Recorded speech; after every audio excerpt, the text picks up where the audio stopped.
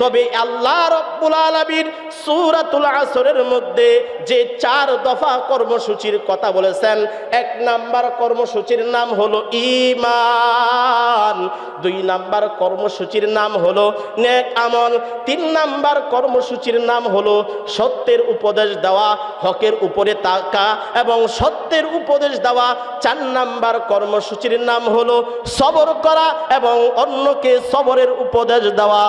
এই 4 দফা কর্মসূচি যাদের ভিতরে রয়েছে রে বাবা, ওই লোকগুলি কখনোই পথভ্রষ্ট হবে না, ঠিক কিনা বেঠি?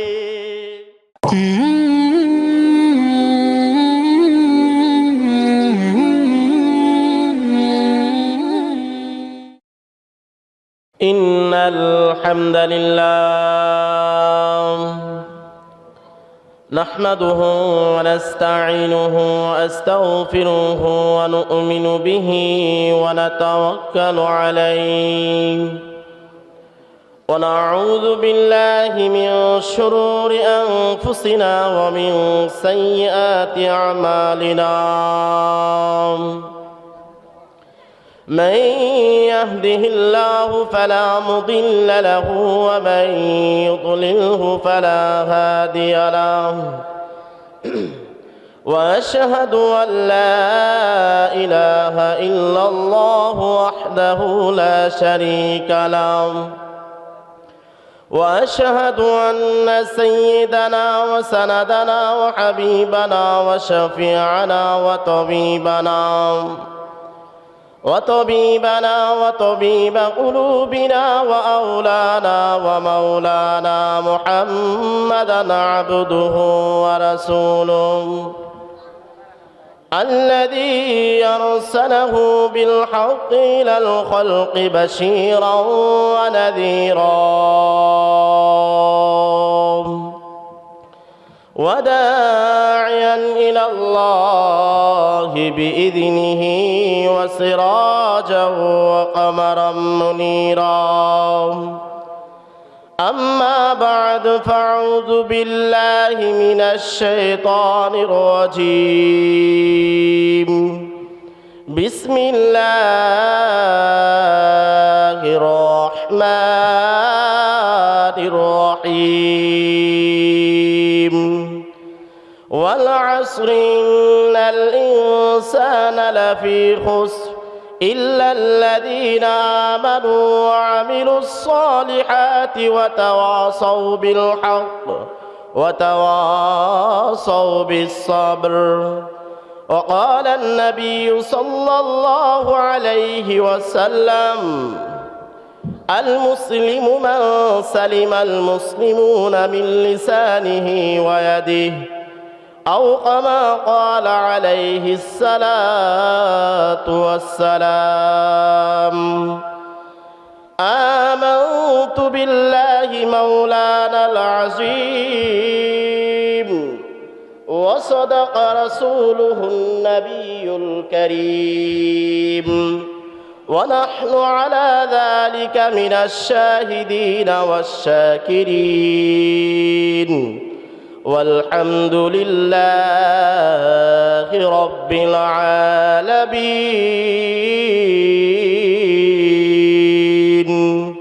সকলেই মহব্বতের সাথে দুরূদ শরীফ পড়ি। আল্লাহুম্মা সাল্লি আলা মুহাম্মাদ ওয়া আলা আলি মুহাম্মাদ কামা সাল্লাইতা আলা ইব্রাহিম ওয়া আলা আলি ইব্রাহিম إنك حميد مجيد. اللهم بارك على محمد وعلى آل محمد كما باركت على إبراهيم وعلى آل إبراهيم إنك حميد مجيد. بلغ العلا بكماله كشف الدجى بجماله حسنت جميع خصاله صلوا عليه وآله. সম্মানিত মুহতারাম হাজিরিন, গালাগাঁও দারুস সুন্নাহ নুরুল উলুম কওমি মাদ্রাসার উদ্যোগে আজকের এই মহতী সম্মেলন, উক্ত সম্মেলনের সম্মানিত সভাপতি সাহেব, দূর দূরান্ত থেকে আগত উলামায়ে কেরাম, আমার সামনে মুরব্বী বাবারা, যুবক ভাইয়েরা, পর্দার আড়ালে পর্দানিসীন মা ও বোনেরা, আল্লাহ রব্বুল আলামিন আজকের এই মহা সম্মেলনে একত্রিত হতে পেরেছি, এজন্য বিশ্ব প্রতিপালকের দরবারে কালিমাতুশ শুকুর, হৃদয়ের অন্তরস্থল থেকে শুকরিয়া জ্ঞাপন করি আলহামদুলিল্লাহ। যে রব্বে কারীম আপনা আমাকে অত্যন্ত দয়া করে, মেহেরবানি করে, আদর করে, ভালোবেসে, মহব্বত করে এমন এক জালিসুর রহমান মজলিস, জান্নাতের টুকরা বাগানে আসার বসার তৌফিক দান করে দিয়েছেন, এজন্য আবারও বিশ্ব প্রতিপালকের দরবারে কালিমাতুশ শুকুর, হৃদয়ের অন্তরস্থল থেকে শুকরিয়া জ্ঞাপন করি আলহামদুলিল্লাহ। আমি আপনাদের সম্মুখে কোরআন শরীফের মধ্যে 114 খানা সূরা রয়েছে, তার মধ্য থেকে একটি সূরা আপনাদের সম্মুখে তেলাওয়াত করেছি। আল্লাহ রব্বুল আলামিন কোরআনের মধ্যে 114 খানা সূরা নাজিল করেছেন, তার মধ্যে একটি ছোট সূরা সূরাতুল আসর আপনাদের সম্মুখে তেলাওয়াত করেছি। আল্লাহ রব্বুল আলামিন চাইতো এই সূরাতুল আসরের আংশিক আলোকপাত করার চেষ্টা করব, মা তাওফিকি ইল্লা বিল্লাহ। আল্লাহ রব্বুল আলামিন ইমাম শাফি রহমাতুল্লাহি আলাইহি বলেন, যদি গোটা কোরআন নাও নাজিল হতো, সূরা আসরের উপরে যদি গোটা পৃথিবীর মানুষ আমল করে, তাহলে গোটা পৃথিবীর মানুষ জান্নাতে চলে যাবে। বলেন সুবহানাল্লাহ। এই সূরাতুল আসর ছোট সূরা হতে পারে, সূরাতুল আসরের মধ্যে 3টি আয়াত, 14টি বাক্য, 68টি অক্ষর রয়েছে। এই সূরা ছোট হতে পারে, ক্ষুদ্র হতে পারে, কিন্তু এর আলোচনা মহা সমুদ্র, ওই আলোচনা সূরার ভিতরে লুকায়িত রয়েছে। বলেন সুবহানাল্লাহ। এর ইমাম শাফি রহমাতুল্লাহি আলাইহি বলেন, যদি গোটা কোরআন নাও নাজিল হতো, সূরা আসর শুধু নাজিল হতো, আর এই সূরা আসরের উপরে গোটা পৃথিবীর মানুষ আমল করত, আল্লাহ রব্বুল আলামিন গোটা পৃথিবীর মানুষকে জান্নাতে পৌঁছায় দিত। বলেন সুবহানাল্লাহ। এই যে সূরাতুল আসর, আল্লাহ রব্বুল আলামিন ওয়াল আসর, সময়ের কসম, যুগের কসমকে বলতেছেন, ইন্নাল ইনসান, নিশ্চয়ই মানুষ, লাফি খুস, ক্ষতিগ্রস্তের মধ্যে নিমজ্জিত। আল্লাহ রব্বুল আলামিন কেন সময়ের কসম খাইলেন? আল্লাহ রব্বুল আলামিন সময়ের কসম কেন খাইলেন? আল্লাহ রব্বুল আলামিন মক্কার কসম খাইতে পারতেন। আল্লাহ রব্বুল আলামিন আরাফার ময়দানের কসম খাইতে পারতেন। আরো দামি দামি জিনিস রয়েছে, আরো দামি দামি জিনিসের কসম খাইতে পারতেন, কিন্তু আল্লাহ রব্বুল আলামিন সময়ের কসম খেয়েছেন। তাতে বোঝা যায় এই সময়টা আল্লাহ তাআলার কাছে অতি দামি, ঠিক কিনা বেঠে? এই সময়টা আল্লাহ তাআলার কাছে অতি দামি।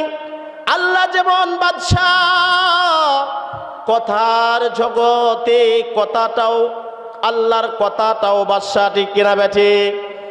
আল্লাহ রব্বুল আলামিন সময়ের কসমকে বলতেছেন, ইন্নাল ইনসান, নিশ্চয়ই মানুষ, লাফি খুস, ক্ষতিগ্রস্তের মধ্যে নিমজ্জিত। ইল্লাল্লাযীনা আমানু, তবে যারা ঈমান এনেছে, ইল্লাল্লাযীনা আমানু ওয়া আমিলুস সালিহাত ওয়া তাওয়াসাউ বিল হাক্কি ওয়া তাওয়াসাউ বিস সাবর। মুসলমান বাবারা, আমার যুবক ভাইয়েরা, পর্দার আড়ালের মা ও বোনেরা, কথাগুলো দিলের কান লাগায়া শুনতে হবে। কিন্তু আল্লাহ রব্বুল আলামিন সূরাতুল আসরের মধ্যে 4 দফা কর্মসূচি দিয়েছেন। কয় দফা? 4 দফা কর্মসূচি দিয়েছেন আল্লাহ রব্বুল আলামিন। এই 4 দফা কর্মসূচি যাদের ভিতরে রয়েছে, যাদের ভিতরে ঈমান আছে, ঈমানের পাশাপাশি যারা কালিমা লা ইলাহা ইল্লাল্লাহু মুহাম্মাদুর রাসূলুল্লাহ সাল্লাল্লাহু আলাইহি ওয়াসাল্লাম ঈমান এনেছে, নেক আমল করবে, নামাজ পড়বে, সালাত আদায় করবে, হজ করবে, যাকাত দিবে। ও মুসলমান, আমার যদি হায়াতি না থাকে, আমার যদি সময় না থাকে, তাহলে আমি আল্লাহ তাআলার ইবাদত বন্দেগী কিভাবে করব? এজন্যই আল্লাহ রব্বুল আলামিন সময়ের কসম খেয়েছেন, ও দুনিয়ার মানুষ, তুমি যদি ভালো কাজ করো তোমার সময় কমবে, খারাপ কাজ করলেও তোমার সময় কমতে থাকবে, কমতে থাকবে, তোমার হায়াত কমতে থাকবে। কিন্তু একদিকে তার হায়াত কমবে, এই যে আপনি জালিসুর রহমান মাজলিস জান্নাতের টুকরা বাগানে আসছেন, বসলেন, 2-4-5 মিনিট চলে গিয়েছে। এই যে 2-4-5 মিনিট 50 বছর 30 বছর এভাবে অতিক্রম হয়ে যাচ্ছে। আল্লাহ তাআলার ইবাদতের মাধ্যমে আপনার সময় চলে যাইতেছে, কিন্তু অন্যদিকে আপনি জান্নাতের কাছাকাছি চলে যাইতেছেন। বলেন না সুবহানাল্লাহ। আপনার সময়ের সবল থেকে কেউ বাঁচতে পারবে না, কিন্তু একদিকে আমার সময় চলে যাইতেছে। একজন লোক সে কি করে? তামার ব্যবসা করে। কেয়ার ব্যবসা? তামার ব্যবসা করে। তামার ব্যবসা এমন লাইনে ছেড়ে দিয়েছে, এমন লাইনে তামার ব্যবসা ছেড়ে দিয়েছে, অন্যদিকে সে স্বর্ণ ও হীরার মালিক হয়ে যাইতেছে। তাতে এই ব্যবসা তার লস নাই লাভ, এই লস নাই লাভ। যেই বান্দা তার সময় যাইতেছে, সে আল্লাহ তাআলার ইবাদত করতেছে, সময় যাইতেছে তাহাজ্জুদের মধ্যে, সময় যাইতেছে হজের মধ্যে, সময় যাইতেছে আল্লাহ রব্বুল আলামিনের যে কাজগুলি বলে দিয়েছে, যে হুকুম আহকাম বলে দিয়েছে, এই হুকুম আহকাম মেনে চলতেছে, সময় যাইতেছে। কিন্তু অন্যদিকে সে জান্নাতের মালিক হয়ে যাইতেছে। ঠিক কিনা ব্যাঠিক? যেমন সে তামার ব্যবসা করে হীরা ও মুক্তার মালিক হয়ে যাইতেছে, এই ব্যবসায়ী তার লস নাই, লাভ লাভ। তেমনি ভাবে যদি আমার সময়টা নামাজের মধ্যে যায়, আমার সময়টা যদি জালিসুর রহমান মাজলিস জান্নাতের টুকরা বাগানে বসে যায়, তাহলে এই সময়টা যাইতেছে, সময় কমতেছে, কিন্তু অন্যদিকে আমি জান্নাতের কাছাকাছি হয়ে যাইতেছি। ঠিক কিনা বেঠে?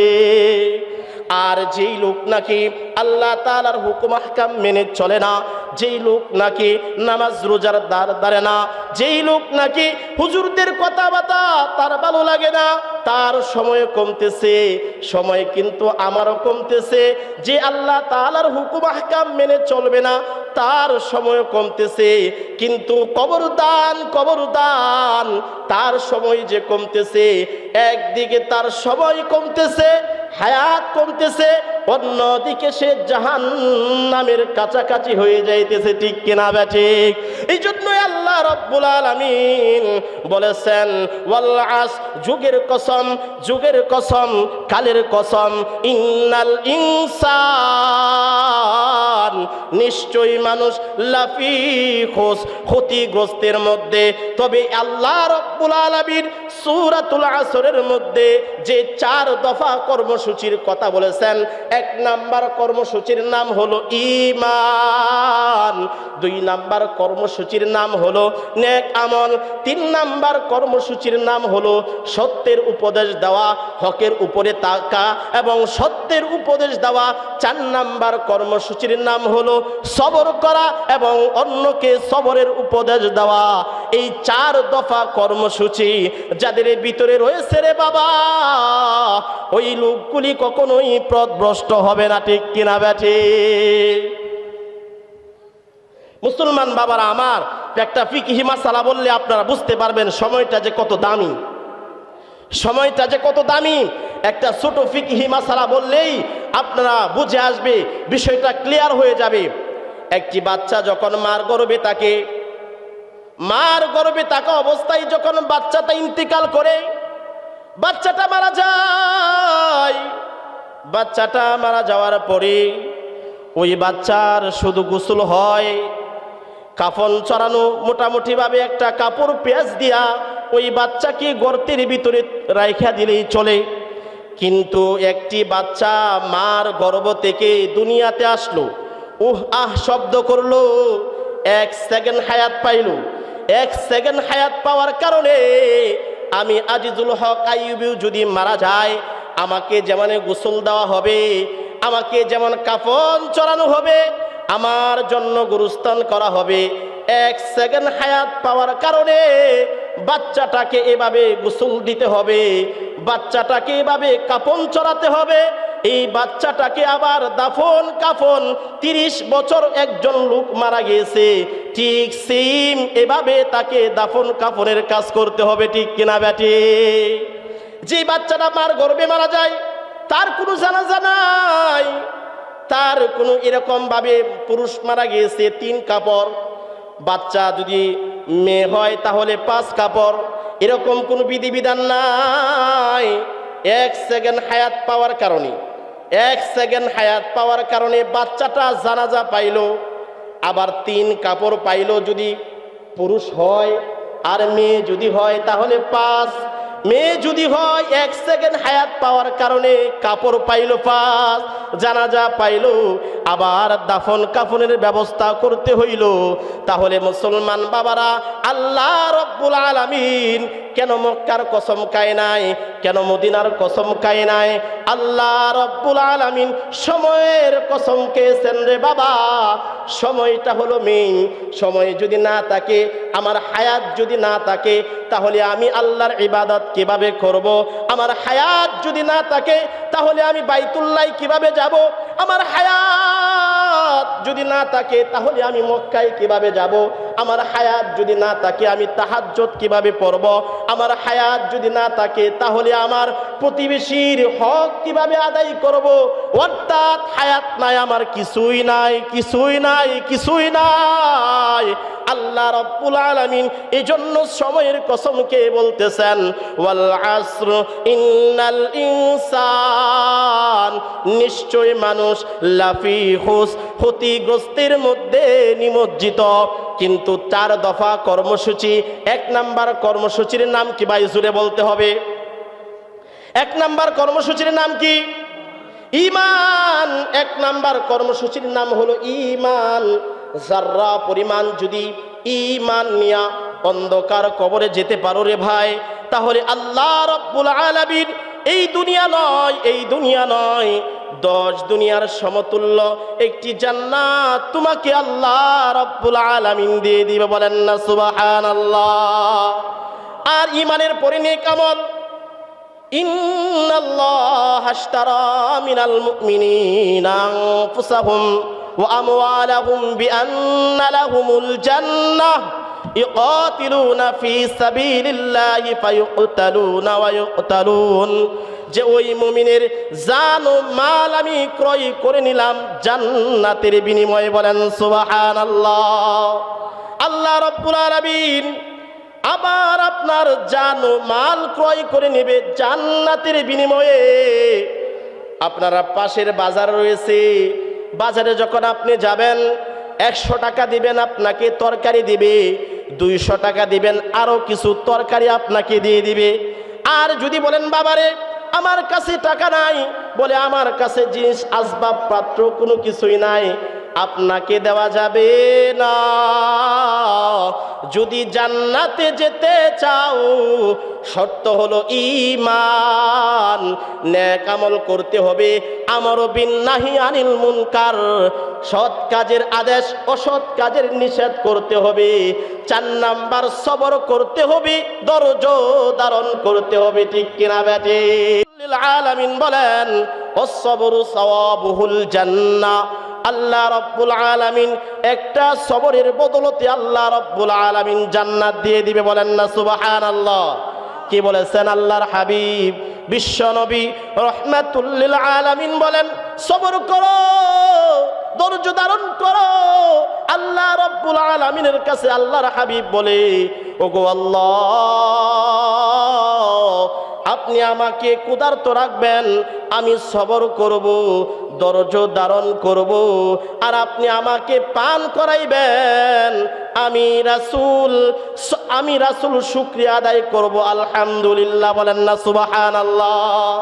আল্লাহর হাবিব কথাটা বলেছেন, ইয়া আইয়ুহাল্লাযীনা আমানুস্তাঈনু বিস-সাবরি ওয়াস-সালাহ ইন্নাল্লাহা মা'আস-সাবিরিন।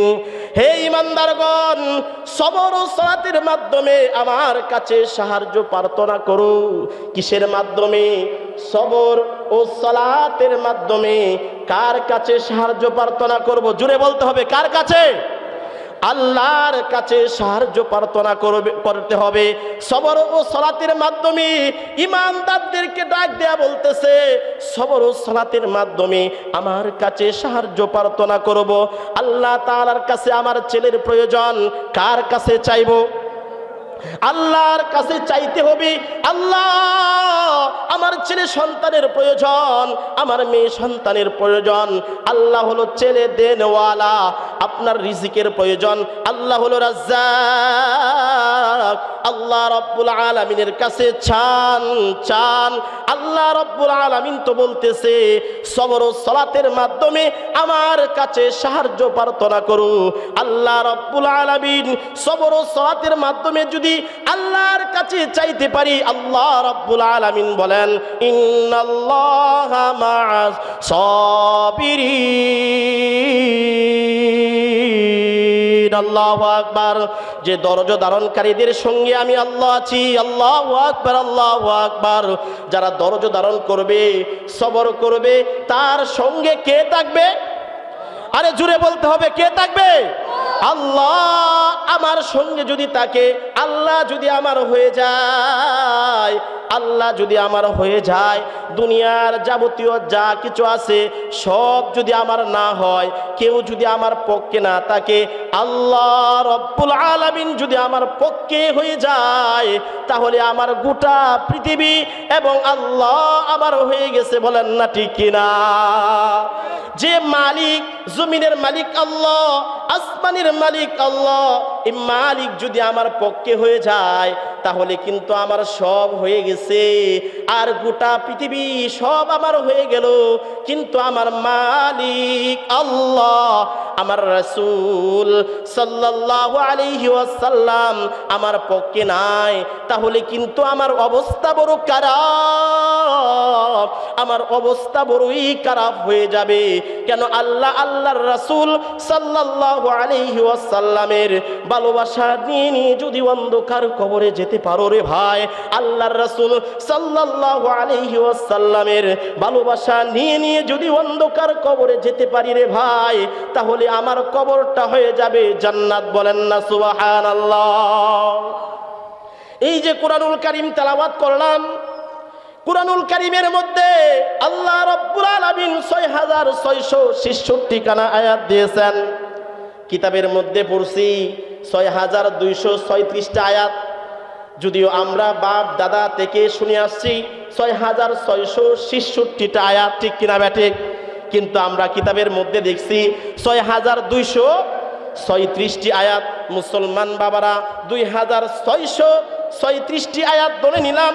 একজন হাফেজুল কোরআন, সে কোরআন পড়বে, এক একটা আয়াত পড়বে, এক এক তালা অবস্থান করবে। এরকম ভাবে 6666টা আয়াত পড়বে, তার অবস্থান ওই জায়গায় হয়ে যাবে। বলেন না সুবহানাল্লাহ। এই যে দেখতেছেন গালাগাঁও দারুস সুন্নাহ নুরুল উলুম কওমি মাদ্রাসা, এটা জান্নাতের বাগান। এই বাগানের সাথে কেউ আপোষ করবেন না, এই বাগানের সাথে কেউ অহংকার করবেন না। এই বাগানের সাথে সকলেই আপনারা মিলেমিশে একাকার হয়ে থাকবেন। আল্লাহ রাব্বুল আলামিন, আল্লাহর পয়গম্বর বিশ্বনবী রাহমাতুল লিল আলামিনকে এত ভালোবাসেন। আল্লাহর ঘর হলো মসজিদ, নবীর ঘর হলো মাদ্রাসা। আল্লাহ রাব্বুল আলামিন আল্লাহর পয়গম্বরকে কতটা ভালোবাসেন। কুল ইন কুনতুম তুহিব্বুনাল্লাহ ফাত্তাবিউনি ইউহিব্বুকুমুল্লাহ ওয়া ইয়াগফির লাকুম যুনুবাকুম ওয়াল্লাহু গফুরুর রহিম। আল্লাহু আকবার। আল্লাহ রাব্বুল আলামিন বলেন কুল হে নবী আপনি বলে দিন ইন কুনতুম তুহিব্বুনাল্লাহ, যারা আমার ভালোবাসা পেতে চায় ফাত্তাবিউনি, তারা যেন আপনার অনুসারী হইয়া যায়। বলেন না সুবহানাল্লাহ। নবীর অনুসরণ করতে হবে। নবীকে ভালোবাসলে আল্লাহকে ভালোবাসা হয়। কথাটা খেয়াল করিয়া শুনবেন, নবীকে ভালোবাসলে কাকে ভালোবাসা হয়? আল্লাহকে ভালোবাসা হয়। কিন্তু আল্লাহকে যদি আপনি ভালোবাসেন, নবীকে ভালোবাসা হবে না। নবীর মান সম্মান আল্লাহ রাব্বুল আলামিন কতটা বাড়ায়া দিলেন। যে কুরআন আল্লাহ রাব্বুল আলামিন আল্লাহর পয়গম্বরের উপরে নাজিল করেছেন। আল্লাহ রাব্বুল আলামিন 104 খানা কিতাব নাজিল করেছেন।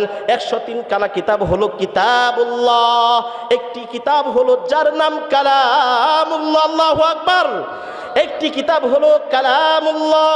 মুসা আলাইহিস সালাতু ওয়াস সালাম আল্লাহ রাব্বুল আলামিনের সাথে তুর পাহাড়ে গিয়া কথা কয়।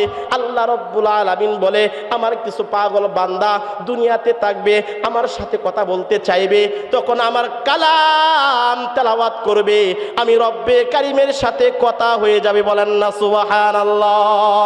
একটি হরফ পড়লে 10টি নেকি পাওয়া যায়। আমি পড়ছি আলিফ লাম মিম, এখানে 3টি হরফ রয়েছে।